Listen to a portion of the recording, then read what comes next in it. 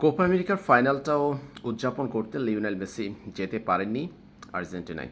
সেখানে আর্জেন্টিনা দলের অন্য ফুটবলাররা আর্জেন্টিনাতে গিয়ে বুয়েন্স আয়ারেসে বেশ উদযাপন করেছে কোপা ট্রফিটি, কিন্তু সেই ট্রফির টিম বাসে উদযাপনের টিম বাসে ছিলেন না লিওনেল মেসি।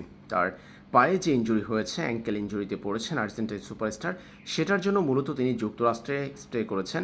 লিওনেল মেসির এরপর মেসির পায়ে আমরা দেখেছিলাম ব্যান্ডেজ করা, বড় করে মেসির পায়ের অ্যাঙ্কেলের অংশটা ব্যান্ডেজ করা ছিল।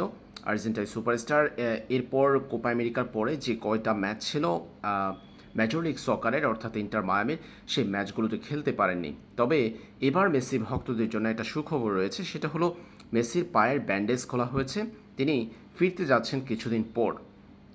এর আগে অবশ্যই ফিটনেস অনুশীলন করতে হবে মেসির, এরপর তিনি ফিরতে যাচ্ছেন কো ইন্টার মায়ামির ম্যাচের মধ্য দিয়ে ফিরবেন লিওনেল মেসি।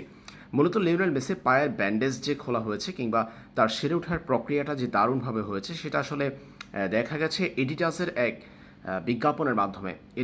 বিজ্ঞাপনে লিওনেল মেসিকে দেখা গিয়েছে তার পায়ে ব্যান্ডেজ নেই, তিনি স্বাভাবিকভাবেই হাঁটতে পারছেন। অর্থাৎ মেসিকে নিয়ে আমরা এটা আশা করতে পারি তিনি ইন্টার মায়ামির পরবর্তী কয়েকটা ম্যাচের মধ্যেই ফিরতে যাচ্ছেন। তার ফিরে ওঠার প্রক্রিয়াটা, সেরে ওঠার প্রক্রিয়াটা, ইনজুরি কাটিয়ে ওঠার প্রক্রিয়াটা দারুণভাবে এগিয়ে যাচ্ছে।